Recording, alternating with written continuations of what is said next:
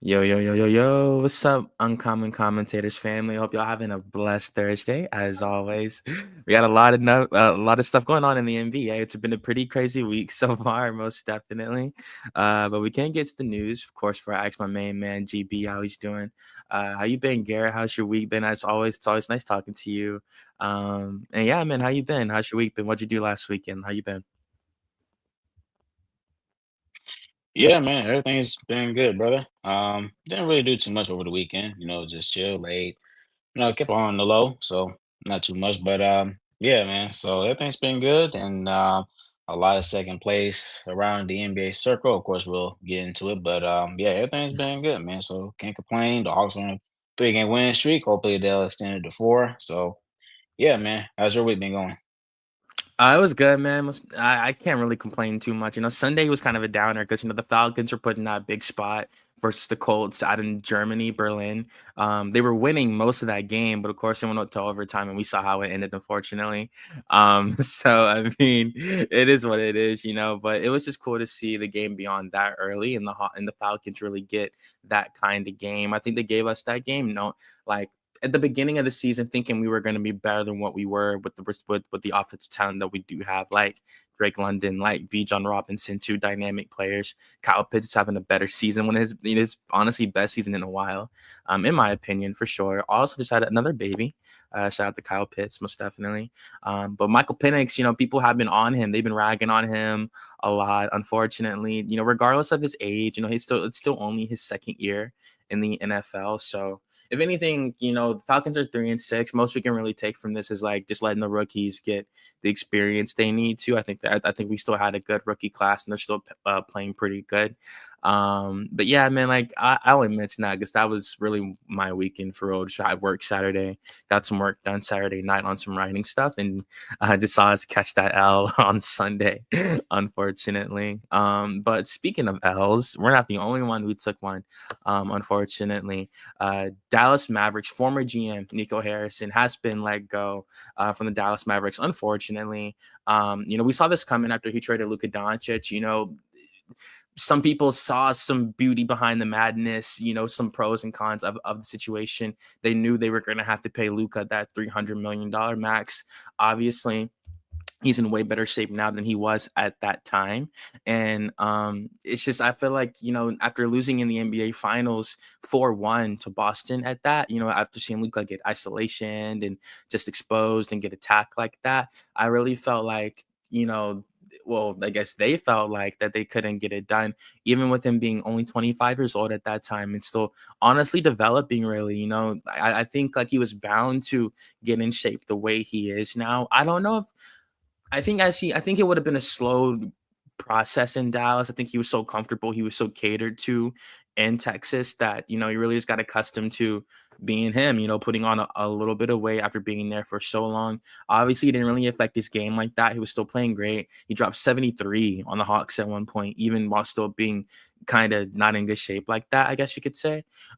So we're seeing his full potential now in Los Angeles, being an MVP candidate. He's playing amazing, averaging like 37 points a game. They got an ass kicking last night versus the Oklahoma City Thunder, but of course, Luka's still having a good season individually, and it's obvious what his future is about to be in LA after signing that extension and being next to Austin Reeves, who's also playing great. And looking over on the Dallas side, AD is still hurt. He's still hurt. He's missed like his seventh consecutive game. We know that he's taking a lot of damage. He has to wear those goggles for the rest of his career after his last eye injury. So, and we all know like Nico Harrison knew what the situation was when he traded for a 30, like what, 80 was like 32 when that trade happened. And they traded him for a 20, for the 25-year-old superstar. They're both star players and stuff like that. But he knew AD was going to be hurt when they traded for him. And I feel like it was really an impulsive decision when they fired Luka Doncic. I don't think people really understand how much these front offices want to win, like really, really want to win like that.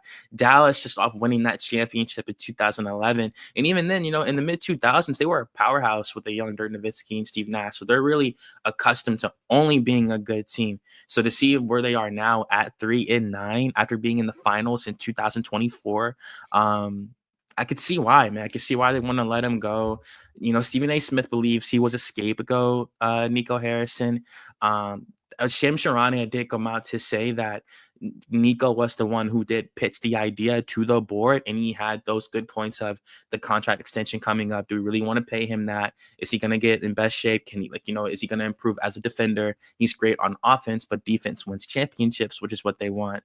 So seeing how he got traded like that and seeing how it all played out, I just think for Nico, like he took a massive gamble. He put his body on the line, like Sham said, and it just didn't pay off for him, unfortunately. And they got Cooper Flag. They tried to stop some of the bleeding with that number 1 overall pick, but it just wasn't enough. And we see how they look now. Kyrie Irving tore his ACL, so he is out for an extended period of time. They're still a good team on paper, 1000%. It's just, and yeah, this is the most important part. When that fan sat next to Mavericks owner Patrick Dumont at that Mavericks versus Bucks game, and he pulled up in a Lakers jersey, like that just was the final straw for him. It's really showing that the fans no longer care about the team that's in front of them, their hometown team. They're still obsessed with their star player that they love so much. So it just sucks. I never want to see a black man lose his job. I'll be quite honest. It was unfortunate. Like, he's a millionaire though. I think Nico's taking it pretty well. He changed his Instagram bio to unemployed. So I think he's taking it pretty well. He's a millionaire.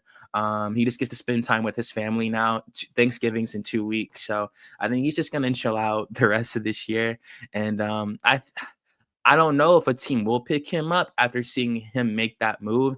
And that whole fire Nico shit could definitely travel to another franchise. I feel just with them feeling that, who knows, maybe he could trade their superstar and stuff like that. It really hurt his reputation for certain. So I'm curious how you feel about the trade, looking back on it. And what do you think is going to happen with the Mavericks now that they are 3-9? They still have a good roster on paper. Cooper's playing really good in his first year. But how did you feel about the Nico Harrison firing? And what do you think is going to happen with the Mavericks moving forward? Yeah, it's not surprising that he was let go because of I don't think it's necessarily. I will say the biggest part came down to Luka Doncic's trade. That happened to be the biggest trade in NBA history, in my opinion, and Mhm. and really the biggest curveball anybody see coming. I mean, when I first saw it, I thought it was a fluke. I thought it was one of these Right. fake accounts that was trying to start up. I thought it was like some NBA Central type type of stuff, but it happened to be true. But honestly, looking over the course of Nico Harrison's, decisions that he's made as an executive for the Mavs, in terms of, was he good at his job? I think it was. I think there's only, something you can pinpoint to. So, you know, they once had, Chris Porzingis with Luca. They broke up that duo. Yep. They once had, Jalen Brunson, and they decided to let him walk for nothing. And you know, they could have given him a contract extension, and they didn't do that either. They just let him walk for nothing. That was a big loss.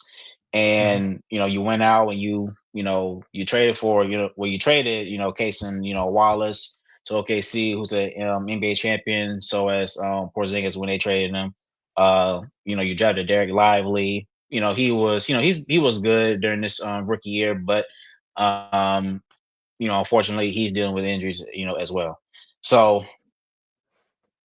and then of course, you add Luka Doncic's trade, and like to your point, where not only contending teams want to really win, but their I wouldn't say tolerance, but whatever window they give to a head coach or a uh, president of basketball operations or general manager is very very short.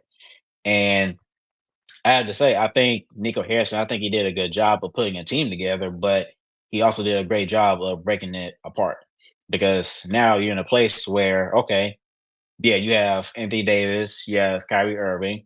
And I said this before when you look at this team on paper, this is a team that can be a top 4, top 5 seed. But unfortunately, with Anthony Davis and Derek Lively and other guys being hurt, and they're Dallas is the second worst team in the West right now. Last time I checked, somebody can correct me if I'm wrong. So this is not the start that many people have expected. So now where do the Mavs go from here? So to be honest with you, I think they have to hit the reset button. Trade Kyrie, trade Anthony Davis at this point. I Now agree. I think now they can give it a try now. I'm not saying that they should, go immediately. I think they should at least give it a try, to I guess salvage, the Luka Doncic trade as as some shape or form. Because of the fact that this is a top five, MVP caliber player that you traded away. And, he's what in his, late 20s, somewhere in there. So the fact of the matter is that, you basically traded a young guy, a top five player in the NBA. And add this too, I don't think the Mavericks they received a fair return for Luca. And I think that's what a lot of people don't seem to understand. Yes, Anthony Davis, he's a great, player when he's fully healthy. A guy that can give you 25 points and 13 rebounds and 2 or 3 blocks when he's at his best. Um, but like I said, with him dealing with the injuries, he's not giving you that production right now. So, for me, I think, look, if I wouldn't have traded Luca, I would have certainly given him his money wherever it was. So I wouldn't have just, let him walk for anything. um, I get what the Mavericks ownership group, was coming from because, however he was in shape physically and, the amount of money that they would have to pay. But at the same time, Luca is a generational talent.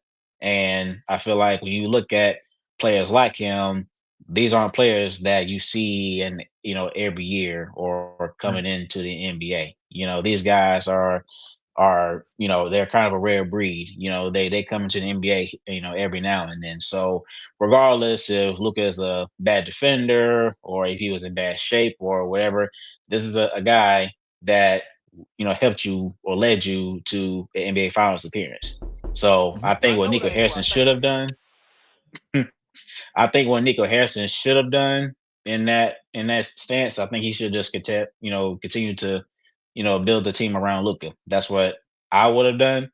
But to say the least, when you add all these things up, it costs him, for him to lose his job. And like I said, for them to start off where they are right now as the second worst team in the league, um, like I say, I think that they should at least salvage, this season just to see, where it could go. But I can understand if it's time to hit the reset button. So I completely understand that. I think um, they certainly got a lot of luck getting Cooper Flag as #1 overall pick because this team would be far worse than what it is now if they didn't get Cooper Flag. So I see him as a franchise cornerstone. So I say, best case scenario, I think they should, hit the reset button, trade Kyrie, trade Anthony Davis, hit the reset button and see what you get back in value return and go from there. But yeah, it's been very messy for the Mavericks. And it's just crazy how you trade away a top five NBA player in this league, and now you're technically being forced into go to a full rebuild because whatever reason that Nico Harrison thought. Now I do think that he was onto something to an extent. Now, like I said, I wouldn't have traded Luca. I understand about winning, defense winning championships and all that, but at the same time, that's Luka Doncic. And, I think any GM should know you should never ever trade a player like that, especially in his prime. So yeah, so it's not surprising. So hopefully the Mavs they'll be able to make a decision soon to see what's best for them. Hmm. So with all of this, and I Go ahead, get it, Wale. I get it. Um, he, his name is all over this whole trade when it comes to Luca, but he's only the GM. So to kind of spin the block on the original question in the beginning. Do you guys think that he is the scapegoat when it comes to his firing? Like they're firing him to make him the scapegoat. Mm-hmm. Like, Yeah, I mean, I think it's like this. I mean, it's not like he just made this move without letting everybody know what's going on. somebody had It's to not approve like, that shit. 100%. that's what I'm saying. It's not like he just did it and then didn't tell nobody. I mean, he met with everybody else, ownership group, and everybody who's involved to let them know, like, hey, this is how I think. This is what we, should do. So it's not like, oh, I'm gonna do this by myself. They're not gonna worry about it because I got this plan or whatever. So Hell and no. that's part of the thing. It's unfortunate in this business where it's very cold. So at the same time, you're gonna somebody's gonna take the blame for it. So you know it's quite unfortunate. But yeah, so yeah, you're right. It's not where you just did this out of nowhere. I mean, like you say, somebody had to approve it, so it's not just all on him. So, but like I said, he's the general manager. He's the one that makes these decisions. So that's just how it goes, unfortunately. And Sham Sharani was having that sit down with Stephen A. Smith on his podcast, and Stephen A. asked him, like, "Do you think he is a scapegoat?" And he told him, it was his idea first. He was the person who initially thought of it. He was all behind it. He pitched to every person on the board, and like his main selling point was that what they were going to have to pay him the max extension. The max extension. Do we really want to commit that money to him if he had? And because I was gonna say if he hasn't shown us what we needed to see, he got them to the finals, but like I said, that's why like people don't realize how much these front offices want to win. Like it leaves such a bad taste in their mouth, especially when you finally make it there and you lose 4-1 to another young core like the Celtics like that. I just think I think Nico, like it was the perfect timing. He could have made that pitch at any other time. And it would have been good. So I think like that was the biggest part of it was the money. And that was his main way through the door. Hold up. Because we're talking about the money here. From my understanding, watching this game, you pay your star player, right? Of course. So why not pay Luka? Like and let's cut the bullshit with the weight and not playing defense shit again. This dude Luka helped you get to the fucking finals. Finals for sure. A place that Dallas hasn't seen since Dirk won. 2010. That like 13, 14 years. 2011, somewhere. So you draft a guy. You draft a guy that you ended up trading. You draft Trae Young, right? But you trade for Luka, right. Which then you find out, oh, this is a player. This is a franchise player. Like let's be real about it. This is Luka's a franchise player, and you find this shit out early in his play. He gets you where every team wants to be in the finals. Granted, you didn't win, but at least you got there. You have something to hang your hat on and be like, okay, this is what worked. Now, can we get to Luka to possibly lose some weight? Work on his skills. Granted, Luka's been playing professional ball since he was 16. Right. So his look at the game is a lot different than a lot of other guys on the team, minus your vets that's been doing it for a while. So yeah, me as a owner or a GM, I look past his weight shit because again, we've seen what Luka can do on the court. We know what he can do. We've seen him make play after play and make the right decisions to get your team where they've been trying to get to for quite some time. So my follow-up question is, had Kyrie not gotten hurt, and this team has Kyrie, they have Anthony Davis, they now have Cooper Klay Thompson as well.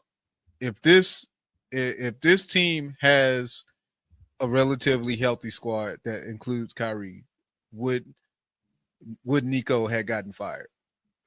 I don't think so. Not at all. I think 100% he would still be there. It's just this, it's like Sham said, this is a results business.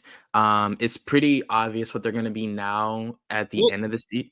I was gonna say it's hard to fucking get results when your starting point guard is It's hurt for sure. until the beginning of 2026. Like Absolutely.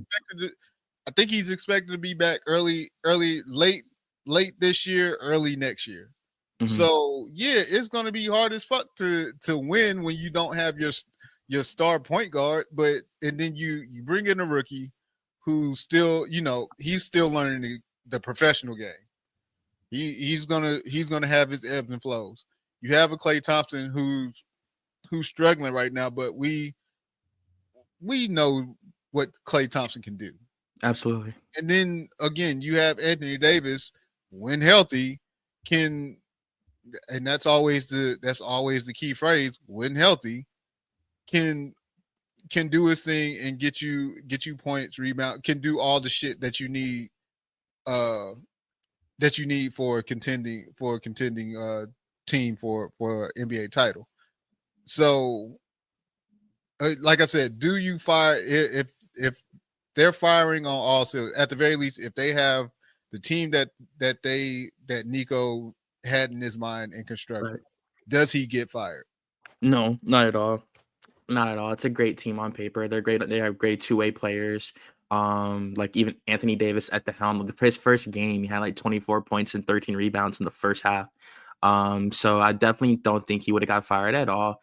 It's just, when that fan pulled up courtside and said that was like the hand, that was fate, man. And Patrick Dumont said that's what it was. He said that's what it was. He said we take full accountability. We take full accountability as a franchise, and we know we have to move forward. And like they weren't. I mean, PJ Washington was at the free throw line in a close game, and they're screaming "Fire, Nico!" It's like, okay, like we got to do something about this. When they brought him in that room, he knew exactly what was about to happen.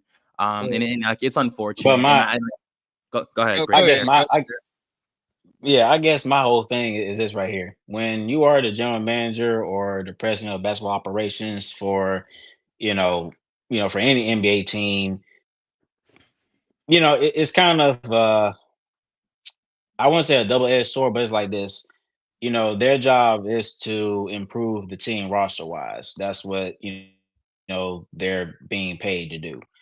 But at the same time, and that's why Wiley asked if Nico Harrison was, the scapegoat, because at the same time, the ownership group and whoever's involved,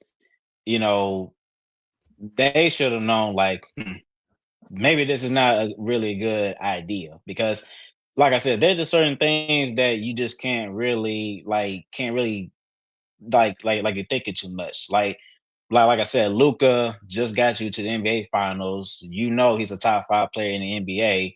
You can just stop right there. What is there to really think about?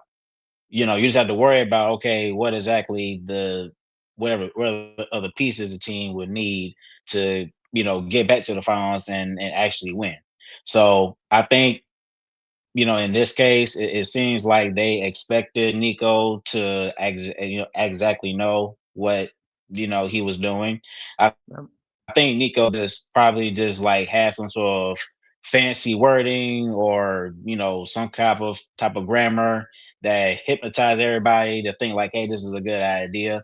Now, granted, I've said, like, even though that I wouldn't have traded Luka, but how he was thinking and how he was trying to put this team together, it seemed like a good idea, but at the same time, I just don't think that you trading Luka would have necessarily solved that issue. You could still have Luka and still be a really good defensive team. So, and they showed it. They got to the finals, so they just needed to capitalize on it.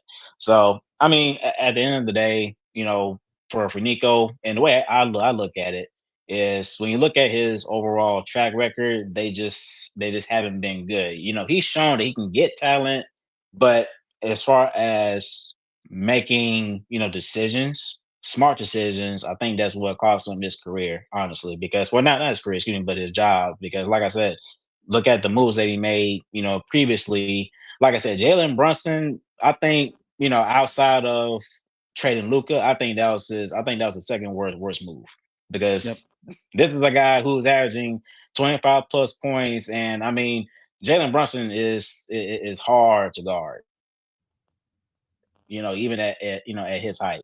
And so just imagine having, Jalen and Luca And and sharing the Luka. backcourt, and you have those Jesus other guys. Christ. And who knows if they still had Jalen Brunson, they could have. I don't know if they would have won the finals, but that series could have gone to 6 or 7 games. So you would have had a more fighting chance.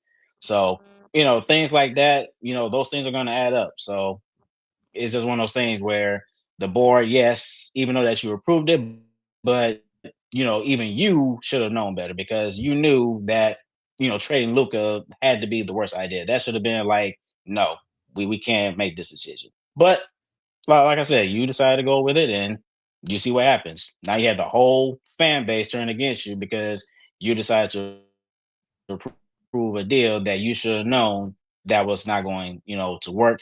It wasn't going to, make the fan base any happier or anything like that. So I Well, don't know.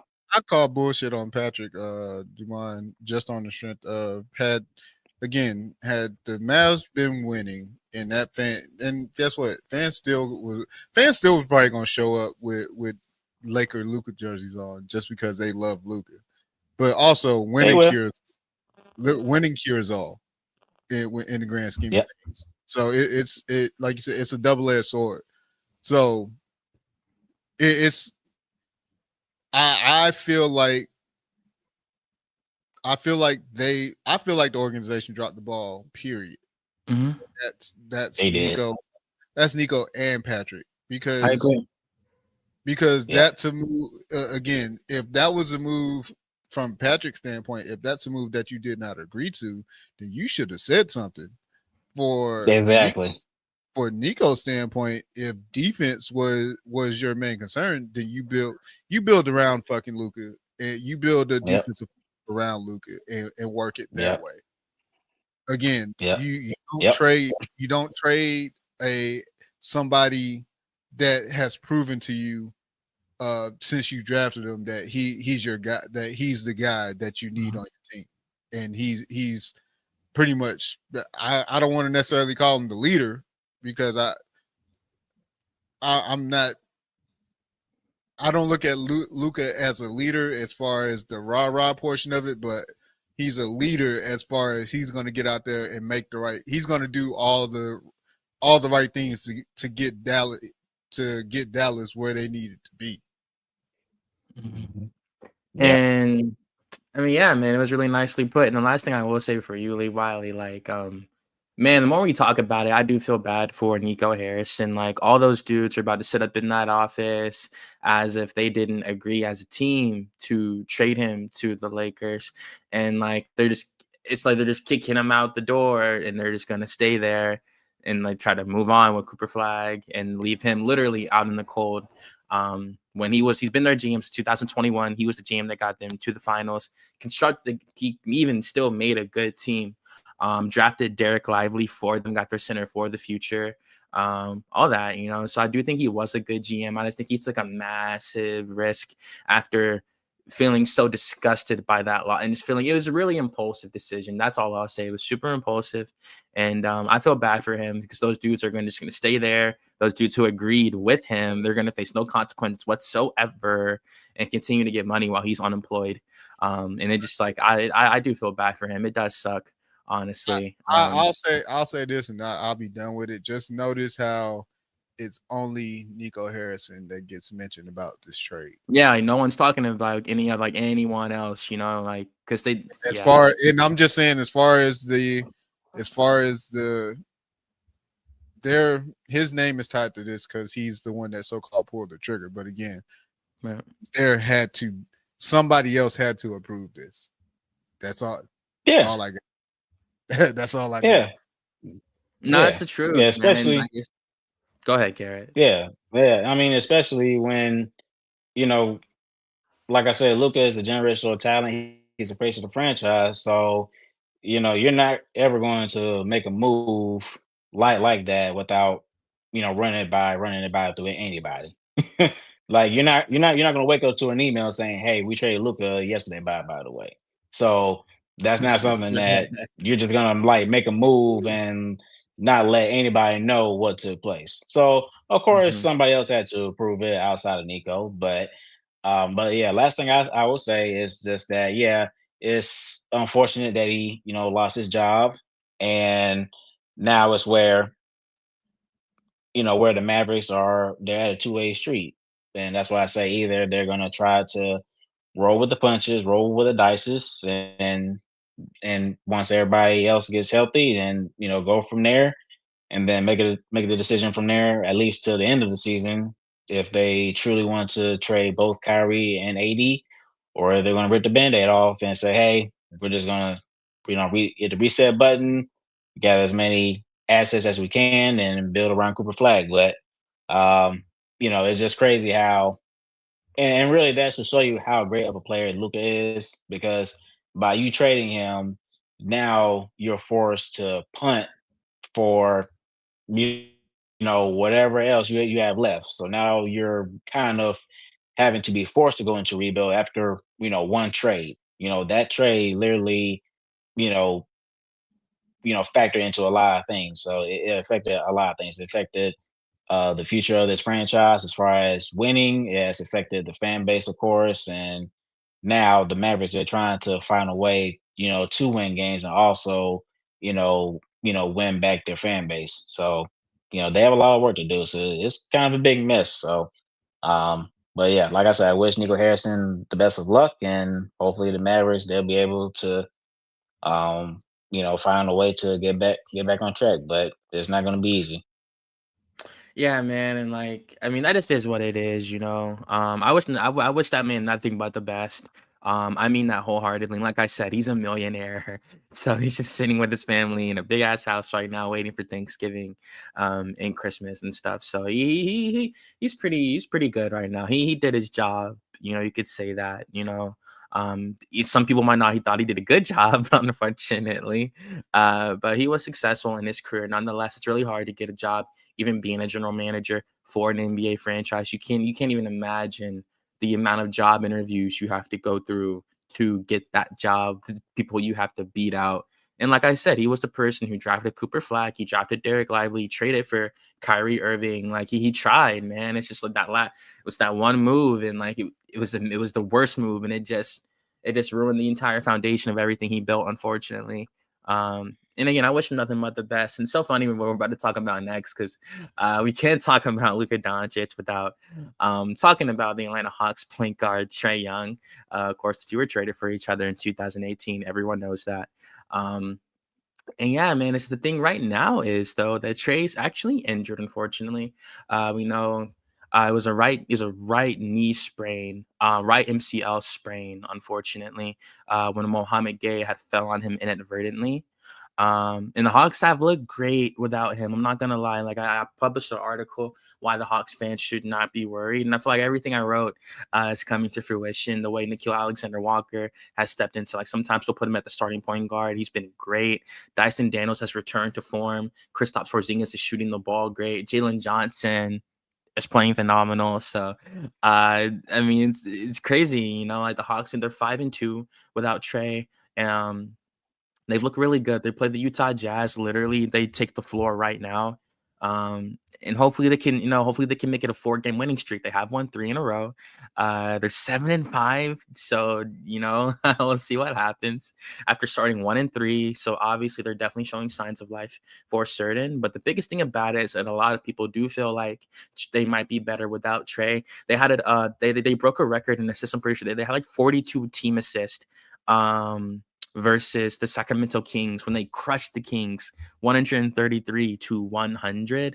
The fact that game was not close, it showed that no, like the Hawks are like they're finding their identity because they're winning the games they're literally supposed to, and that's massive. So, and they're winning it in dramatic, devastating, decimating fashion.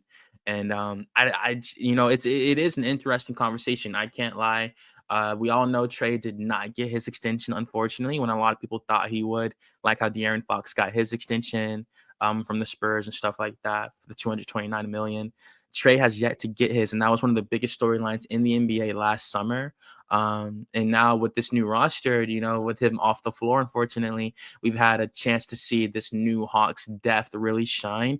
Jalen Johnson has taken full reins of the playmaking. Dyson Daniels has as well. They're both coming away with great assists. They're looking great. Johnson and Daniels, it sounds like a law firm. It's pretty funny. It's really shown to be a really good tandem. I feel like kind of an underrated combination they form. And Nikhil Alexander-Walker has been phenomenal for the Hawks. I really loved him in his pocket and his role, whether in starting lineup or coming off the bench. Luke Kennard has been great as well. So this new roster, they're finding their identity. The transition defense has improved exponentially.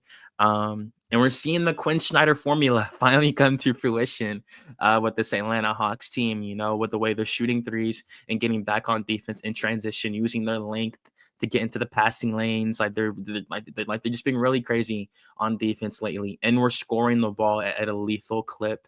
Risa Shay's look good in year 2, way more confident, way more athletic, the way he's driving to the rim and just catching bodies on the fast break and stuff like that. So it's a lot to be excited about in Atlanta, most definitely. And it sucks, man, because TRAE's not here to really experience it right now after riding for the Hawks as long as he has. So my question to you, of course, being from here as well, do you think the Atlanta Hawks are better without Trae Young on the floor? I feel like it's a little gray area in that because I think that the Hawks obviously they have shown that they can win games without TRAE. So as long as you have the right players, then they can hold the fort down until he comes back. So like you say, they're 5-2, they're on a 3-game winning streak. And I think obviously one of the main reasons why the Hawks have been able to continue to be sustainable without Trey is because number one, they are a much better defensive team without him. Because we know Trey, he is not a plus defender. So when you have the likes of Dyson Daniels and Nikhil Alexander Walker in the backcourt, your defensive unit has become much stronger. So of course, that's going to lead you to getting more opportunities to score by getting defensive stops or drawing offensive fouls and getting blocks and getting steals, deflections, all that good stuff. But on the other end, there have been at least a couple games where the Hawks have missed Trae Young's offensive production. There have Hell yeah. been a couple games. Yeah, there have been a couple games, especially our recent loss against Toronto that I think we should have won, in my opinion, at home, where we just couldn't score in the half court. So we've had struggles of guys not being able to get to the free throw line or create plays, not just for themselves but for others, and that's been kind of a struggle. And don't get me wrong, Jalen Johnson has been very, very good as the number one option on this team for the time being. Excuse me. But I think just the fact of the matter is just that, Trae Young, we know who he is as an offensive player. This is a guy who, will average 25 plus points and 10 plus assists. He led the league in assists. Last year, I think he had averaged 11.6 assists, something like that. So, just the fact of the matter is that this is a guy who can create for others at a high level and score at a high level as well.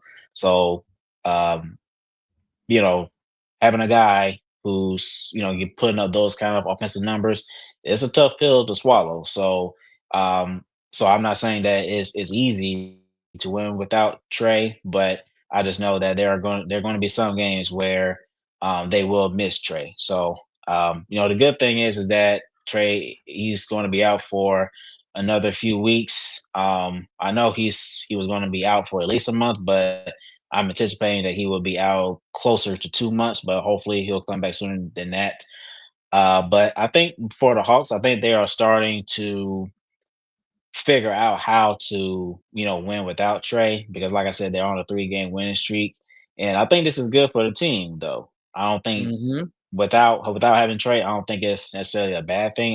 Now, don't get me wrong. Of course, you would want to have Trey out there, but for me, I think this is a good opportunity for other guys to get more minutes. Young guys get more minutes. Also, and also finding other ways to win. Because if you want to be a great team, you have to, um, you have to be as versatile as possible. So you have to be, you have to learn how to play with or without, your best player on the court. I think that's very important. So I think just for this team to get those kind of opportunities night in and night out, I think that's going to be better for this team going forward. So when Trey comes back, they know how to win with him. But hey, if he's sitting on the bench or, God forbid he gets injured again, then they know how to, win games without him. And they came up with a big win against the Clippers. V. Krejci went off.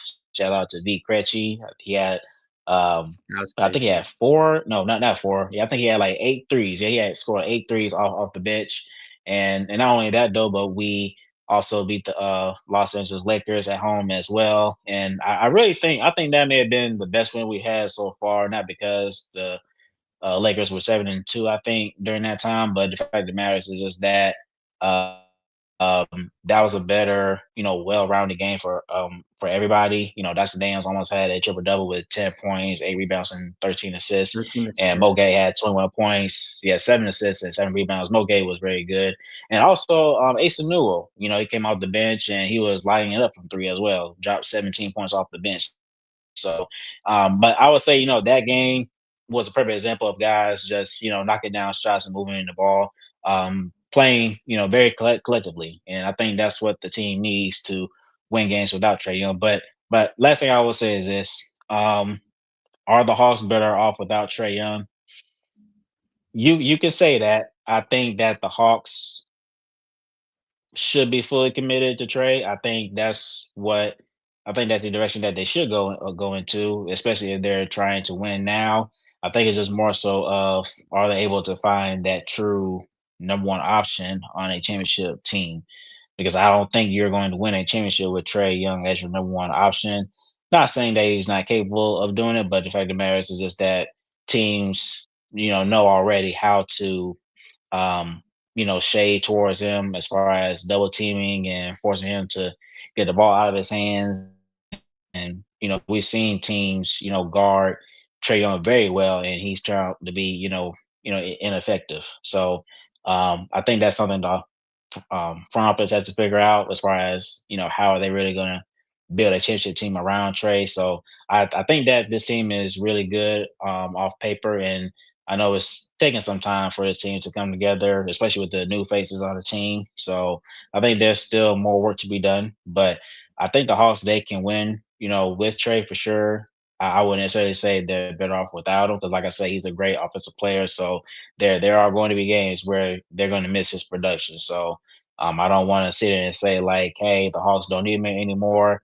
They definitely need his production. But like I said, um, if the front office thinks that they can win without Trey, I can definitely see why.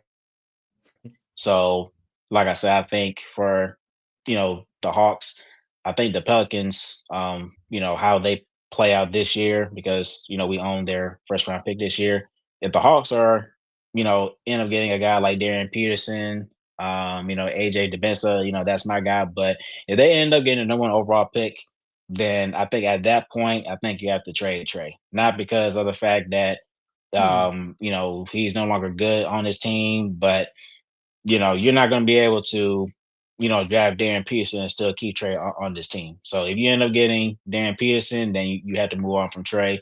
And, I wouldn't say start over, but I would just say just be more committed to your young core at that point. So, but like I said, we still have ways to go and go from there. So, but like I said, the Hawks are doing pretty good thus far. Without Trey, hopefully they'll make it 4 in a row tonight against the Jazz, and hopefully they'll just continue to build on that chemistry and that connectivity.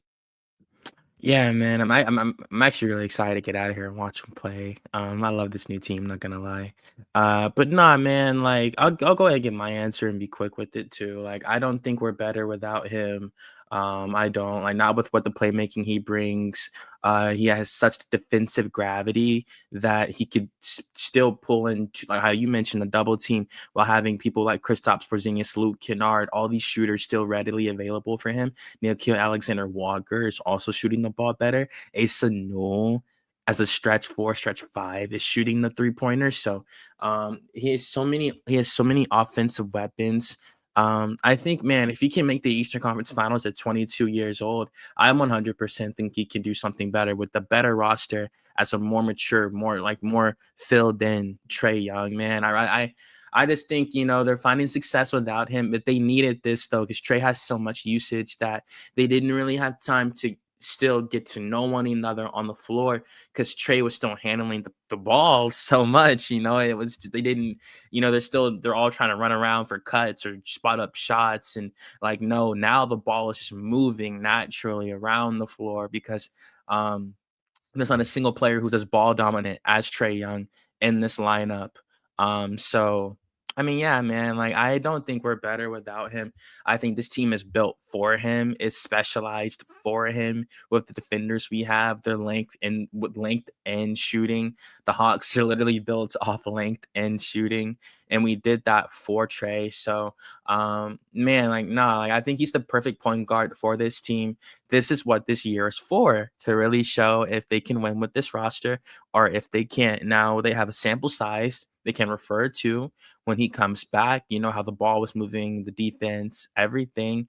So when we come back and we have a greater sample size of what this roster's like at full power with Trae at the 1, then I would think we'll be able to really say if we're better without him or not. I think he has to play a smooth, like 30, 40 games. We have to really see this roster in full effect to know if they're really much better without Trae or not. And I just think they he sets up everyone so well. He was doing it with players who weren't nowhere near as good as the role players he has now.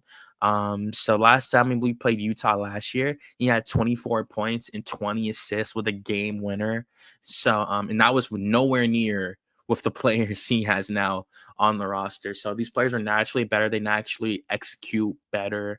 And that's going to be great for Trae. That's all he ever needed. So, I don't think we're better without him. And we just got to see him come back and prove himself. That's what this year was meant for. That's why they did not pay him yet. And we have to see it take place on the court. We have to see it translate to winning basketball. So I don't think we're better without him. I'll say that straight up. I think we're better with Trae Young. He's so good in the clutch when we need a bucket, with his floater, with his confidence, and still the defensive gravity. He could drive in for a driving kick with them thinking he's going for a game-winning floater. He could kick it out lightning fast. So he's the league assist leader last year. I still think he is the best passer in the world. And that, accompanied with what we have right now on this team, it's a recipe for success, in my opinion. So I got Trae making the team better when he comes back. I just think it was a matter of them still getting used to each other. And now that they've gotten a chance to do that without Trae, now I think, and even Trae sitting back on the bench, analyzing what they're doing, seeing who's doing what, I think he's going to learn from this time being off the floor too. And I think that's why he also went on this road trip with them, to the Clippers and the Sacramento and Utah now. So we'll see what happens. They're winning. They're winning right now 4-2. So hopefully they're bringing it home tonight. But going into our last topic of the evening, I want to thank y'all again for joining us. Absolutely. It's a team we actually discussed. Did we? No, that was Memphis with the expansion move. I guess we're talking about it now. So a lot of people are disappointed with the start for the New Orleans Pelicans. Obviously they still got DeJounte Murray is coming back. I think he can still make this team better. I think he's still a star point guard in this league. It's just, I don't know if New Orleans, I think the fan base maybe has given up on the team regardless of whatever they do. Zion, I think he's playing pretty good this year. Obviously, everyone's always suspect about him and him coming back after losing weight and stuff like that. But he's averaging 23 and 7 right now, and about 5 assists a game. He had 20 points and 6 assists and 9 rebounds last game in a blowout to the Thunder, unfortunately. So, it's the same story with the Pelicans, unfortunately. They're about 0-6 right now, or have they won a game? Because it's just like for me with the Pelicans, I just don't really know what direction they're gonna really take this roster. They're 2-9 right now, the New Orleans Pelicans. So, um, I mean, man, obviously a rebuild can save the franchise, but they've been rebuilding for so long. That's how they got Zion Williamson. And I really was inspired to talk about this topic because Boogie was on that FanDuel show and he was talking about how there's only 36 fans showing up to the game when they do have an arena. And so they're wondering if the Pelicans should really get out of New Orleans. And New Orleans has always had an NBA team. They lost it with the Jazz, unfortunately. I was originally the New Orleans Jazz with Pistol Pete and stuff like that. And they lost it to Utah. And they were given a new team with the Pelicans. And, well, of course, they were the Hornets, New Orleans Hornets, and stuff like that. So New Orleans has always had a team. They always had a team. It's always been a place where they feel like basketball is beloved. But I just think, I mean, the moment they named the team the Pelicans, it was just like, it just was what it was. I think they could have branded the team better from the beginning, to be quite honest. They got that superstar with Zion. We've seen how that went, unfortunately. And I don't know if Zion's just going to really turn a corner. He's 25 years old, so obviously he can still get better. But I think a change of location would also be better for Zion. I think from day one, he did not want to go to the New Orleans Pelicans. Everyone thought he would go to the Knicks back then. And we saw that his teammate, RJ Barrett, ended up going to New York. So, my question to you about this last topic with the Pelicans, Garrett, because of course I'm for it. I'm a Hawks fan. We got their pick. The more they lose, it's better for us. That's just how the NBA works. Unfortunately, it's a brutally, brutally, brutally honest business, and those fans deserve wins. Unfortunately. But what do you think's going to happen with the Pelicans? Do you think they should just take the Pelicans out of New Orleans and just really just take the whole team out, really just rebrand it and move it somewhere else, like how they did with Seattle to OKC? What do you think they should do with the Pelicans franchise? Well, honestly, the way I look at it is this right here. You can move the franchise, wherever. You can move it to Seattle, you can move it to Texas, you can move it to Kentucky, Mississippi, take your pick.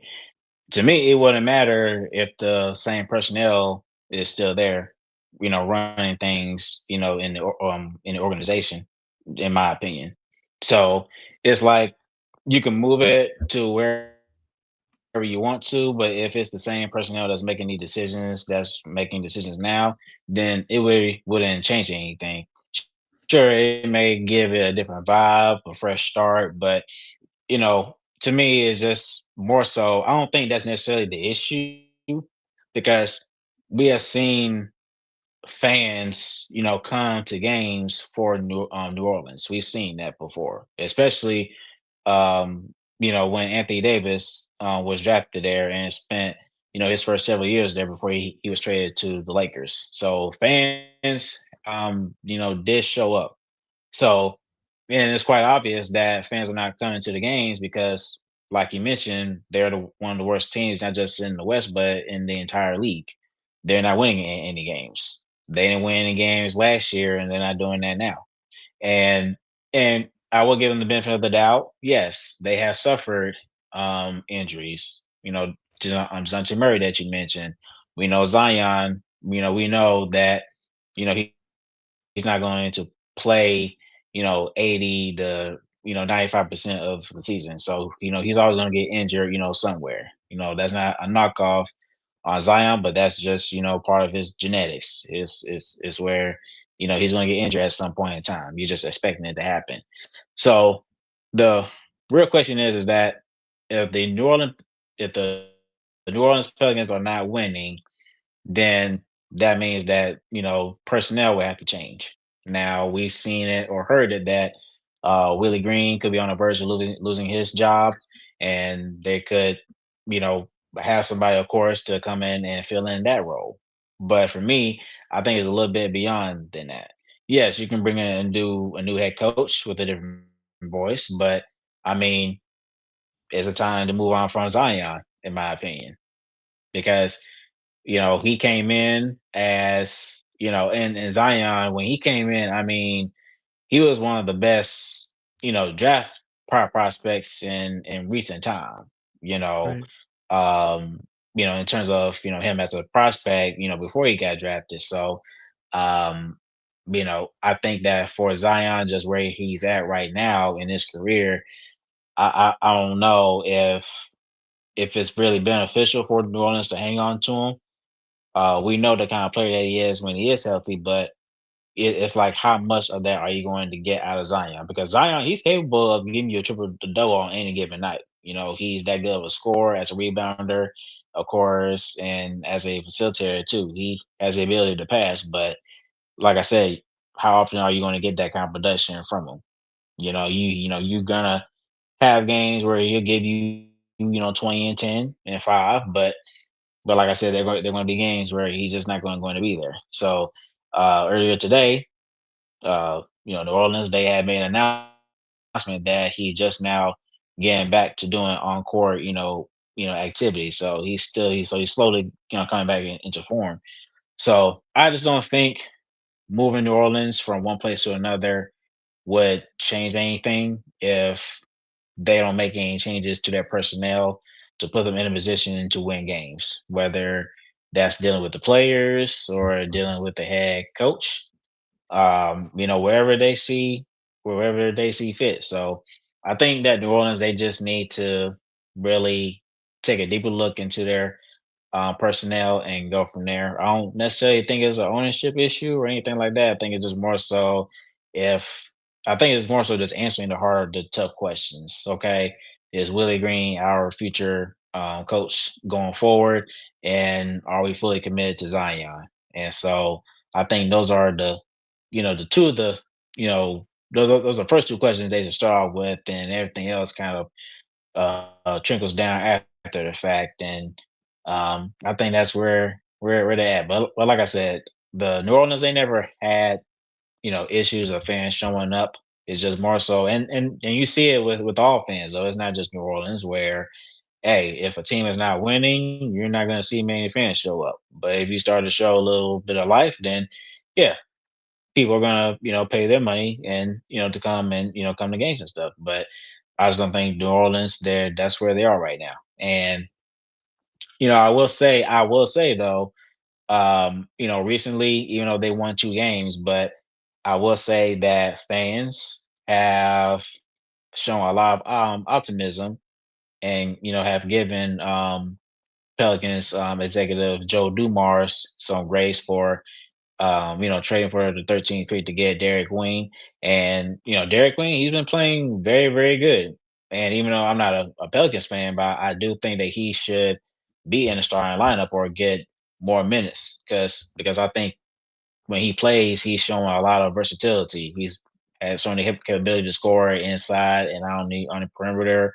He can rebound and he can facilitate. He's really a good passer. At his size. So, but no, I think that there's some optimism for the young guys. I think that's always something to look forward to. But if the Pelicans are trying to win now, then like I said, they have to make those hard choices. And like I said, is Willie Green your head coach going forward? And are you fully committed to Zion? Is he the face of the franchise? Or are you going to keep him? Or are you going to move on from him? So those are the type of questions they have to ask, and alongside with other things they have to look into. Um, but no, I think New Orleans. I think New Orleans is a really, really nice city. I've never been there, but I've heard a lot of good things about New Orleans. So I think that they're fine where they are. They just have to figure out how they're gonna get this team back on track to start winning games, though. But unfortunately, we had their pick, so I need them to be bad. Last time I checked, they would have the fourth best odd. Well, not the fourth best odd, but right now, if the draft was today, we would have the fourth overall pick. I needed it to be top three, so I need them to lose, as many games as they can. So, but no, I think where they are in New Orleans, I think they're good. They just have to Right. um, you know, make some decisions about their personnel, and hopefully it'll lead to winning. Mhm.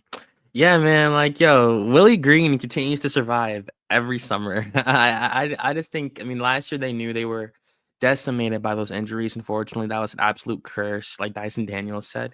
And I guess they just continue to believe in Willie Green, the culture he's trying to establish. He is a former NBA player, so he does have the respect of the players. I mean, man, it's really just it's interesting. Like that's all I'll really say. I do wonder if they'll stay in New Orleans. I mean, like I said, they've always had a team, but I mean, yeah, like we'll just see what happens because we gave them Derek Queen. Obviously, I do like what you said about him. He is a good player. He does have a bright future. But that is going to be a little bit more longer. The Pelicans fans got to wait to get some wins, unfortunately.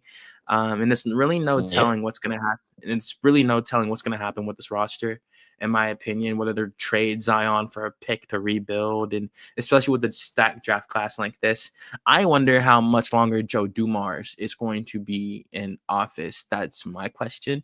Because trading, I mean, don't get me wrong, like Derek Queen's playing great right now. So, I mean, yeah, man. It may not. It may not. It may not. It may. I I ain't mean to mean, cut you off, but you know, you and I know, when that trade happened. I mean, it's not just us, but I mean, people across the Hawks fan base and the Pelicans fan base, and even media, members have, said, man, this may be one of the worst trades ever. Not as bad as, trading Luca, but as far as like a draft night trade per se, this is one of the worst trades that's ever happened because you potentially could have traded the number one overall pick, and that could, still be the case. Because some people think that, okay, in the modern NBA, that if you have the worst record in the league, then you're automatically gonna get a number overall pick. But